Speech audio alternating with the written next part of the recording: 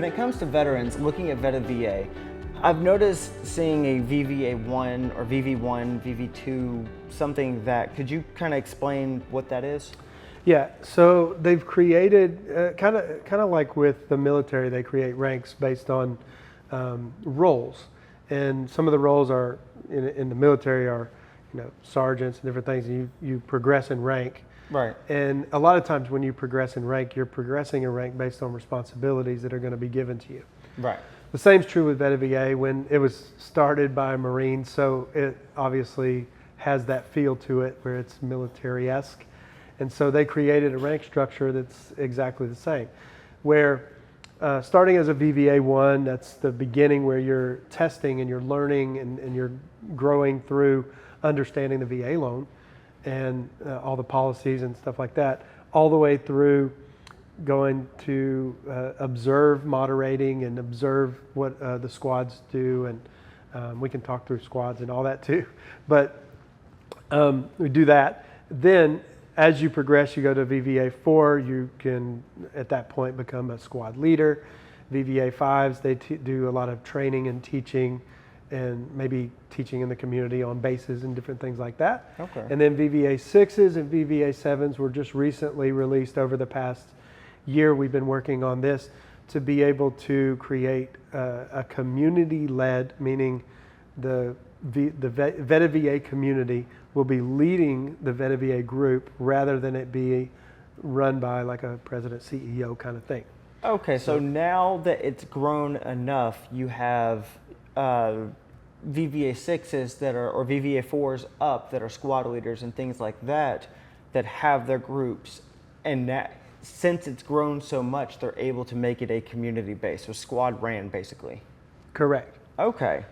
And so what they've done with the VVA7s would be the equivalent of like an XO.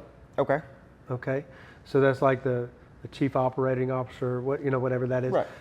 That would be those roles. And there's 2 people in that role. And then there's a handful of us that are VVA6s. The VVA6s each take on a billet.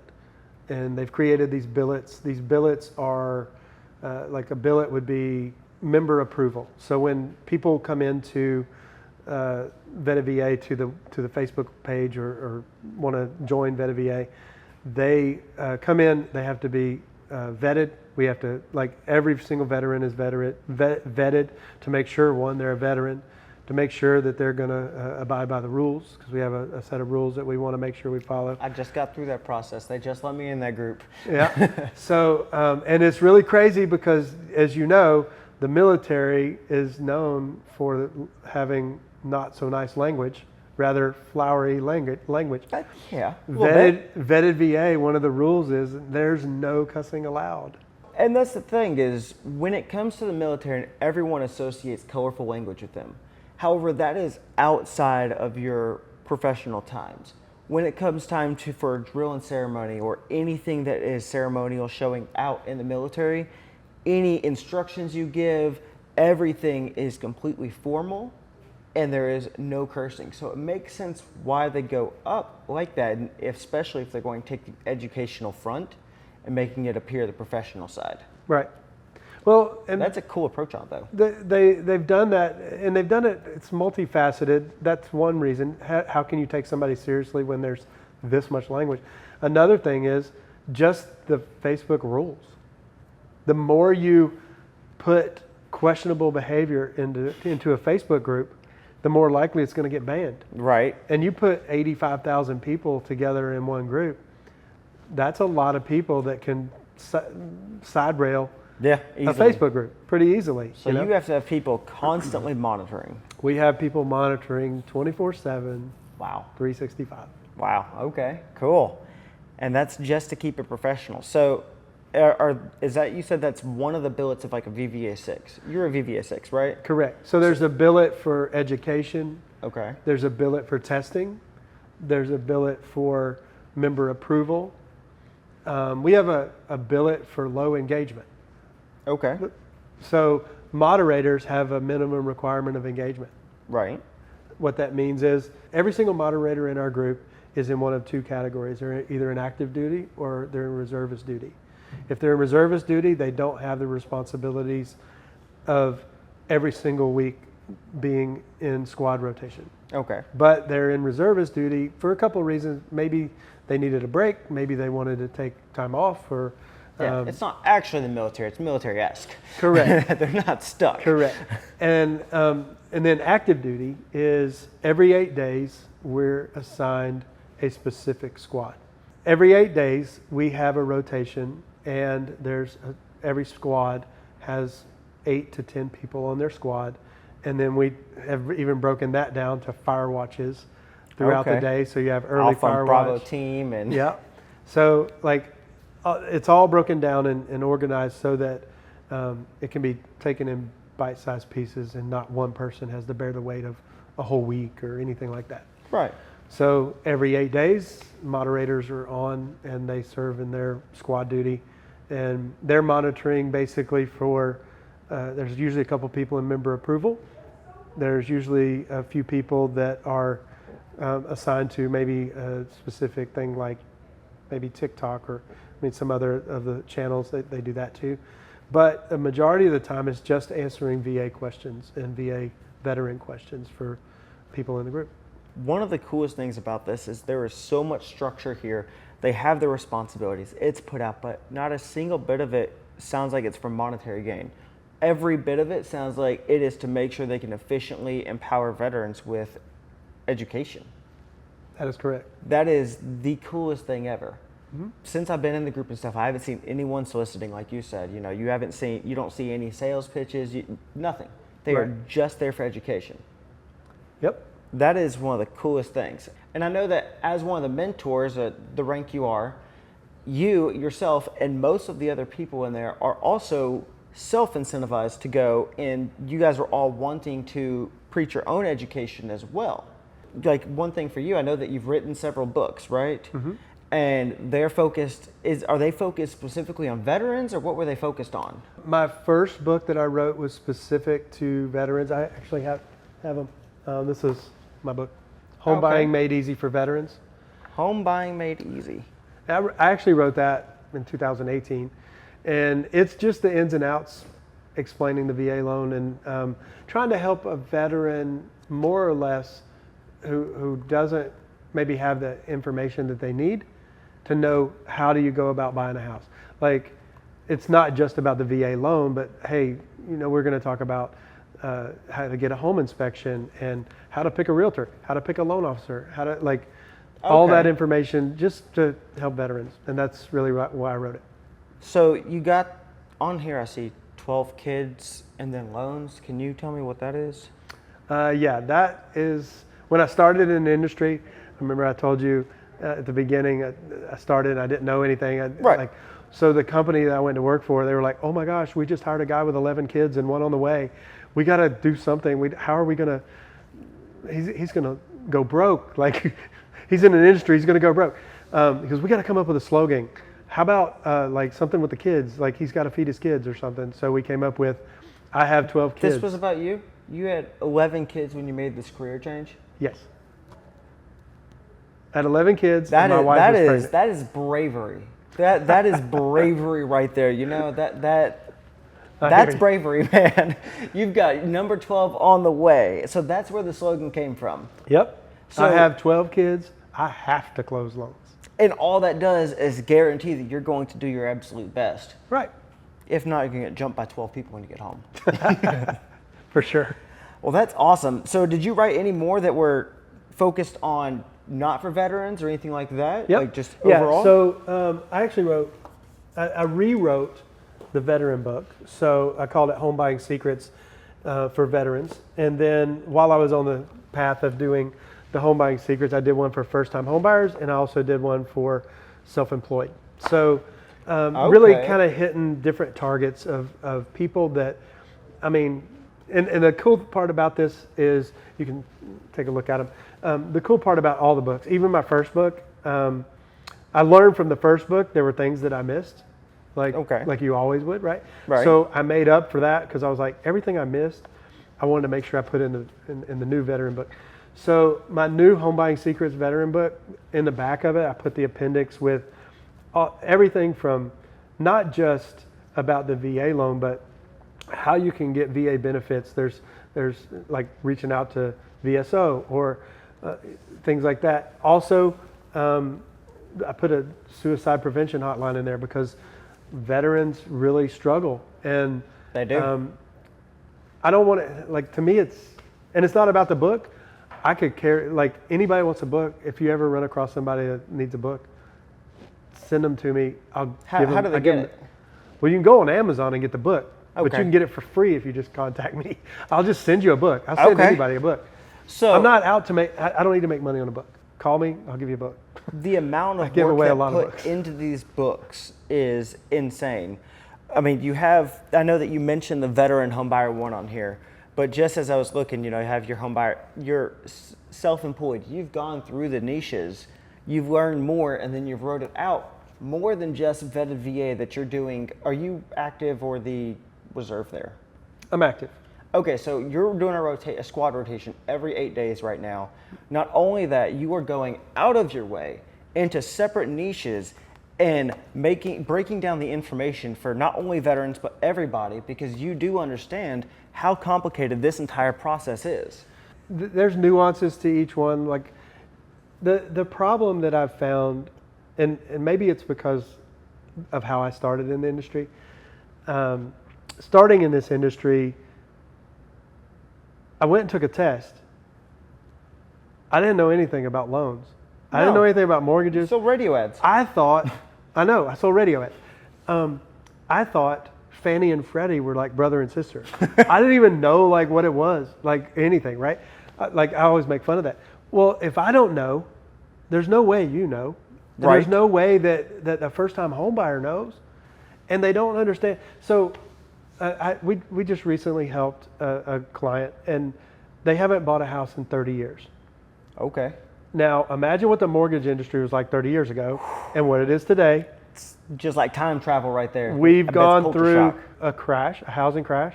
We've gone through an entire presidential administration changing the mortgage industry with all new guidelines, all new stuff back in 2012, 14, right in that range. So things are totally different. If my next book, I need to write home buying secrets for people who haven't bought a house in 30 years. That would be the perfect one, because the thing is, those people are all starting to move out now. Yeah. Well, And with, for sure. with that, you're right. They're going in there, and it's just complete culture shock to everything. From Right. the insane interest rates that you see. Well, I guess 30 years ago, the interest rates were about They're probably in yeah, sixes. they're about, yeah, okay. So the interest rates were about the same 30 years ago, but let's say 15 years ago. Yeah. And look at the interest rates there. Look at the interest rates in 2016, compared to where they are. Mm-hmm. It is complete culture shock. So I think having those resources is awesome. And I think that would be a really good next book. Well, I don't know. I'm trying to figure out what that's going to be. But as I was helping this client, I was like, man, I need to help people understand the level of paperwork that you have to come up with. Because, I mean, they're like, hey, my granddad, he would go, this was in South Carolina, I would go visit him, and he would go into the bank, he would talk to Jim, and he'd talk to Bob, and he'd shake their hands, and he'd walk out with $30,000, and he didn't have to sign anything. He was just, Right. That's how it was back in the day, right? He had assets. They knew he had assets. He didn't have to worry about it. He could just walk out with a loan Right. and It's didn't have to not do that anything. difficult. Well, that doesn't happen, right? As It a matter doesn't. of fact, they want you to draw blood at this point almost in order to get a mortgage. So the fact that I have gone through and you actually did my last home purchase for me, and you are absolutely right. I know we had a wonderful time getting to where we got because of all the things required, nonstop, and all the nuances. And I cannot tell you that, man, I could not have done it without you at that point. So having the education is incredibly valuable. So in your books, I'm sure that you address a whole bunch of myths. What are some of the myths that you do address? With VA loans specifically, some of the myths are you can only have, I hear this all the time, and it's in the Facebook group all the time too, you can only get one VA loan. Right. And so once you get your one, you're done. And Yep. that is a myth that like you can have more than one VA loan. You can, at the same time? As a matter of fact, you can have more than one at the same time if you have enough eligibility left. Yes, you can have more than one. Wow. Okay. So then why do people say that you can only have one? Well, I think it comes from the multiple different layers of some of the guidelines. So one thing is on a VA loan, in order to get into a home, it has to be your primary residence. Okay. So that would suggest you can only have one VA loan because it has to be your primary residence. But let's say you get a VA loan and you're living in one part of Tennessee. Okay. And then all of a sudden you get a different job and you want to move to a different part of Tennessee, or you want to move to another state. Okay. You can choose to go ahead and sell your house, or if you have enough eligibility left, you could use the first one, the departing residence that you're going to be leaving. It can become a rental property. Is there a time limit or anything like that for it to become a rental if it has to be your primary residence? So this is a big source of contention. Okay. The answer is yes and no, or no and yes. That's so clear. The VA guideline, I literally was in the group talking about this just the other day. I actually got in trouble because I wasn't clear enough. I should have been more clear. The VA loan the guideline does not have a minimum requirement. So you could technically move into the house and a week later you could move to a different state. Here's the problem. When you do a VA loan, there is called a deed of trust. That is the deed that you're signing, it's the note. Okay? When you sign that, almost every lender has a 12-month statement in that deed. That 12-month statement says, I, Sam, intend on living in this home for the next 12 months. Okay? That's in there. It's an intent. It's like, what is your intent? Why do they not have a minimum requirement, but they ask you to still have an intent? To intend on living somewhere is what your goal is. Right. So there is a specific, if you look at the VA questionnaire, this is another document that's in there, the VA questionnaire, if you're active duty and you lie, like you say, hey, I'm going to get out in 10 months, and when I get out, I'm going to move to another state, and I know that, like, meaning you as the veteran know that, and you went and bought a house and you're going to move in 10 months, that's a lie. Because you're not intending to stay there for 12 months. That's occupancy fraud. That's what that is. Okay. So that's mortgage fraud. So you have to, as long as you truly do intend on staying there, which you shouldn't, most people aren't buying their first houses or anything like that with the idea of moving out in 3 weeks, right? Correct. So as long as you intend to stay there for 12 months, what happens if a life situation came up? You know, like you said, where you move your job, but you weren't expecting that prior. That's the perfect example. I had a veteran here in Tennessee, and this particular veteran had a life situation that changed. In a family situation, he bought in a specific town, and once he bought in that town, the family situation changed. And when that family situation changed and there was a huge need for him to move to a whole new city in order to be with his family. Okay. And by that change happening, and I mean, this was a kid situation, so... Right, so he wasn't intending on it or anything. It just when it came up, so that's something that qualified him. Correct. But because he didn't intend to. So it's kind of the VA's way of giving a little bit of leniency. Well, there's no VA part of that because the VA guideline doesn't state it. Okay. This is a lender thing. So this is the lender. Okay. So here's what can happen. A lender at any time during the VA loan, anytime, 30 years, they can go back. When you sign that deed of trust or that note, it says you intend to live there. If at any point they want to go back and verify that you're actually still living there, they can they can go check. Okay. And if you're not living there and you've decided to turn it into an investment property in that first year, if you said, like you bought it and you never actually moved in and it became an investment property immediately, they could call the note due. They could literally say, you owe me $365,000.